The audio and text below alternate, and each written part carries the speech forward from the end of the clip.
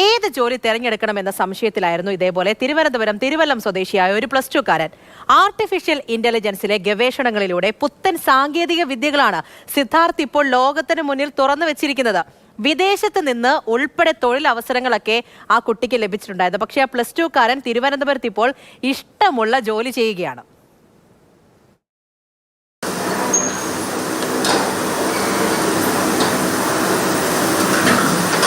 MS പെയിന്റിൽ വീട് വരച്ചു തുടങ്ങിയ തലമുറ, AI-യിലൂടെ ഭാവനകളെ സിനിമാറ്റിക് ആക്കുന്ന പുതിയ തലമുറ. ഇപ്പോൾ ഈ കാഴ്ച സാധാരണമാണ്.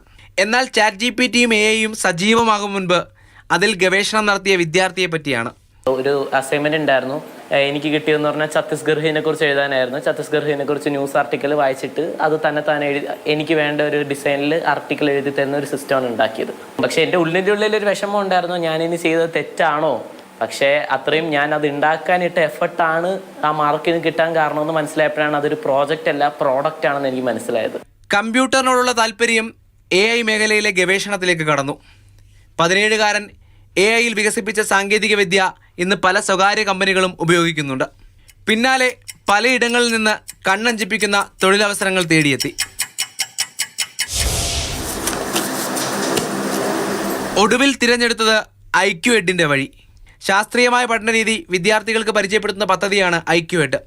ആശയത്തിന് നേതൃത്വം നൽകുന്നത് IQ മാൻ ഓഫ് കേരള എന്ന ഖ്യാതി നേടിയ കൊല്ലം സ്വദേശി അജിയും. ഓരോ കുട്ടികളും വ്യത്യസ്ത IQ ആണ്. എൻ്റെ കൺസെപ്റ്റ് അതായിരുന്നു. IQ മനസ്സിലാക്കിയിട്ട് കുട്ടികളെ പഠിപ്പിക്കുകയാണെങ്കിൽ അവർക്ക് വളരെയധികം ബുദ്ധിമുട്ട് വരില്ല പഠിക്കാൻ വേണ്ടി. അപ്പോൾ അതിന് പറ്റുന്നൊരു ടൂള്, ഒരു AI, ഏകദേശം അതിനൊരു 5 ഫേസ് ഉള്ളതിനകത്ത് ഒരു 3 ഫേസിൻ്റെ രൂപരേഖ കംപ്ലീറ്റ് ചെയ്ത് വെച്ചേക്കാണ് നമ്മളെ സിദ്ധാർത്ഥ്.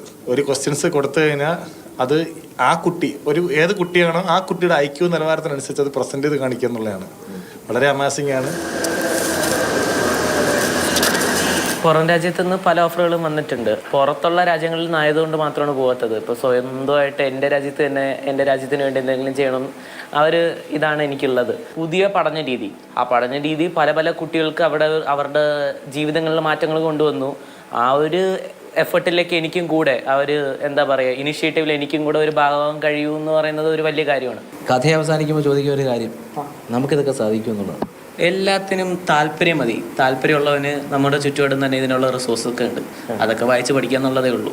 എന്തായാലും ഏറ്റവും രസം, ആദ്യം ഇതൊക്കെ ചെയ്തപ്പോൾ വലിയ ആശങ്കയും പേടിയും ശരിയാണോന്നൊക്കെ ഉണ്ടായിരുന്നു. ഇപ്പോൾ എന്തായാലും കാലം സിദ്ധാർത്ഥിനൊപ്പം കൈപിടിച്ച് കൂടെ നടക്കുകയാണ്. അനൂപിനൊപ്പം രാഹുൽ ജി നാഥ്, മാതൃഭൂമി ന്യൂസ്, തിരുവനന്തപുരം.